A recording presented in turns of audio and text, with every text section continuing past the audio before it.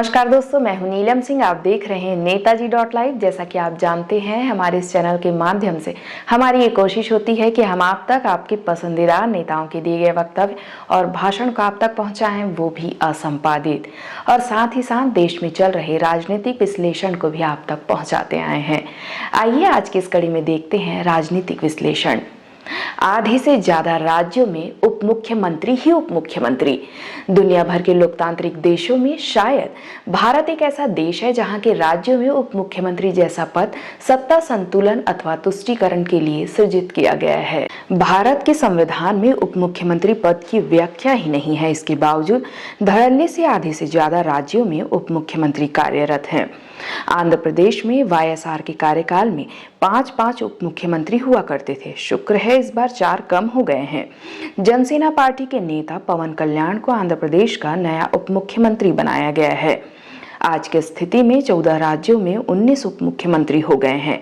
कुछ दिन पहले उड़ीसा में कनकवर्धन सिंहदेव और पार्वती परिधा को उप मुख्यमंत्री बनाया गया है।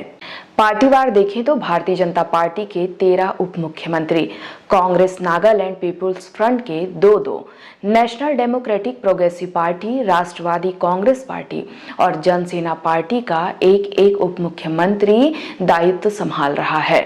आंध्र प्रदेश से पवन कल्याण, छत्तीसगढ़ से अरुण साव विजय शर्मा, राजस्थान से दिया कुमारी, प्रेमचंद बैरवा, मध्य प्रदेश से राजेंद्र शुक्ला, जगदीश देवड़ा, महाराष्ट्र से देवेंद्र फडणवीस, अजित पवार, मेघालय से प्रोस्टेन टिंगसोंग, सीनिया व्यालोंगधार, नागालैंड से थानयुंग पैटर्न, 2DR पेलियांग, अरुणाचल प्रदेश से एक चोना में, बिहार से सम्राट चौधरी, विजय कुमार सिन्हा, हिमाचल प्रदेश से मुकेश अग्निहोत्री, उड़ीसा से कनकवर्धन सिंहदेव और पार्वती परिधा। मेघालय और नागालैंड में विधानसभा सदस्य की संख्या के आधार पर 2 उप मुख्यमंत्री का होना किसी समीकरण की ओर इशारा करते हैं। उत्तर प्रदेश की विधानसभा सदस्य संख्या की तुलना में 2 उप मुख्यमंत्री होना समझ में भी आता है, लेकिन नागालैंड और मेघालय में क्यों? अब इससे आप समझ सकते हैं कि बहुदलीय समझौते का क्या फर्क पड़ता है। उप मुख्यमंत्री पद कोई संवैधानिक पद नहीं है। भारत के संविधान में अनुच्छेद 163 और 164 में राज्यों के लिए केवल मुख्यमंत्री पद का उल्लेख है। संविधान के हिसाब से जो पद उल्लेखनीय नहीं है उसका संवैधानिक मूल्य भी नहीं है, केवल राजनीति का सृजित पद है ये। देश में 3 प्रकार के विधानसभा निर्वाचन क्षेत्र हैं, जिसमें सामान्य, अनुसूचित जाति और अनुसूचित जनजाति है। उप मुख्यमंत्री पद के चयन की सर्वोच्च प्रक्रिया में इसी फॉर्मूले को स्वीकार किया जाता है। इसके बाद क्षेत्रीय मुद्दा दम भरता है। 2 या 3 दल मिलकर सरकार बनाए तो भी उप मुख्यमंत्री जरूरी ही हो जाते हैं। महाराष्ट्र उदाहरण है इसका। केवल बाहर से मदद करने का सार्वजनिक उद्घोषण करने वाले देवेंद्र फडणवीस एक फोन पर वैसे ही उप मुख्यमंत्री बन गए जैसे डी शिव कुमार।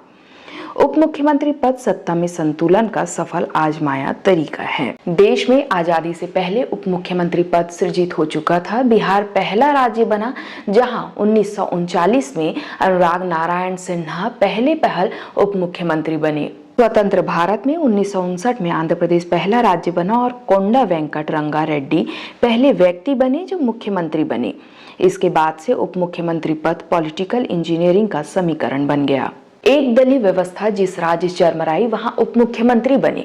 इसके बाद जाति और शक्ति संतुलन के लिए उप मुख्यमंत्री बने। कर्नाटक शक्ति संतुलन का उदाहरण है। कर्नाटक में SM कृष्णा पहले उप मुख्यमंत्री 1989 में बने। कर्नाटक में अब तक 10 उप मुख्यमंत्री बन चुके हैं। वर्तमान मुख्यमंत्री सिद्धरमैया 2 बार उप मुख्यमंत्री रहे हैं, तब उनका दल जनता दल था। येदियुरप्पा भी कर्नाटक के उप मुख्यमंत्री रह चुके हैं। भारतीय जनता पार्टी से 5, कांग्रेस और जनता दल से 2 और जनता दल सेकुलर से 1 उप मुख्यमंत्री कर्नाटक को मिले हैं। SM कृष्णा, सिद्धरमैया और येदियुरप्पा कालांतर में मुख्यमंत्री भी बने। माना जा सकता है कि सब कुछ ठीक ठाक रहा तो डी शिव कुमार भी 2.5 साल बाद कर्नाटक के मुख्यमंत्री बन सकते हैं। देश में महिला उप मुख्यमंत्री की परंपरा जमुना देवी के साथ शुरू हुई। मध्य प्रदेश में 1 दिसंबर 1998 को पहली महिला उप मुख्यमंत्री बनी थी। उसके बाद कमला बेनीवाल राजस्थान, राजेंद्र कौर भट्टल पंजाब, पामुला पुष्पा शिवानी आंध्र प्रदेश, रेणु देवी बिहार उप मुख्यमंत्री बनी। वर्तमान में केवल राजस्थान में दिया कुमारी देश में इकलौती महिला उप मुख्यमंत्री हैं। आपने देखा आज का ये राजनीतिक विश्लेषण। इसी तरह के राजनीतिक विश्लेषण को देखने के लिए हमारे चैनल को लाइक करें, शेयर करें और सब्सक्राइब करें। नमस्कार। नेताजी.live के प्रायोजक है Satyadeep diagnostic and clinic, Supela, Bhilai.